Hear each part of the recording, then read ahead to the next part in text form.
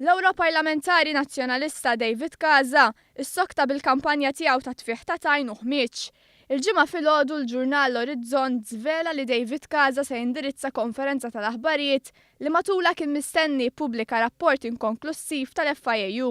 L-istorja tal-Orizzont ġiet ikkonfermata hekk kif fil-11 ta' filgħodu David Casa akkumpanjat mid-deputat nazzjonalista Jason Azzoppardi indirizza konferenza tal-aħbarijiet u qal li għandu fidejh rapport. F'Jannar li għadda l-FIAU ċaħdet li Casa għandu fidejh rapport finali dwar investigazzjoni li tinvolvi Ministru tal-Gvern u tenniet li dan ir-rapport mhux finali u li n-numru tar-rapport bl-ebda mod ma jindika li huwa finalizzat. Għal-konferenza tal-aħbarijiet kien hemm preżenti diversi esponenti nazzjonalisti mill-fazzjoni ta' kontra l-kap nazzjonalista Adrian Delija. Preżenti kien hemm Paolo Borch Olivier, Beppe Fenekadami u Michael Fenekadami. David Casa żamm dan is-suppost rapport għalih u naqas milli ppubblikah u qal li se jieħu dan ir-rapport għand il-Maġistrat. Fil-fatt David Casa, akkumpanjat minn Jason Azzoppardi u Paolo Borch Olivier, mar il-qorti b'dan ir-rapport mhux konkluż fideh. Xena li fakret il-passi tal-ex kap nazzjonalista Simon Busuttil li waqt il-kampanja elettorali mar iktar minn darba l-qorti. Darba minnhom saħansitra mar bil-box files fideh.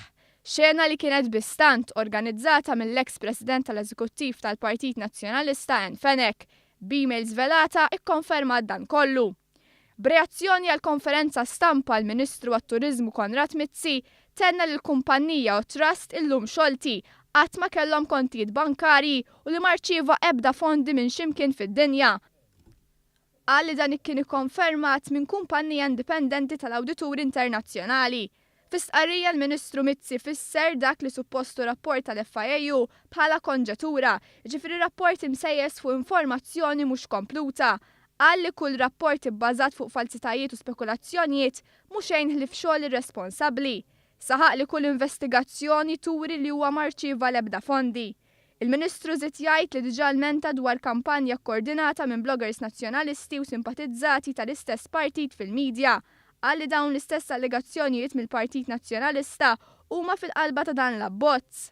Sostna li huwa ċar li din il-kampanja hija kkoordinata mill-kittib ta' dan ir-rapport u li nkiteb bl-intenzjoni li eventwalment jiġi likjat.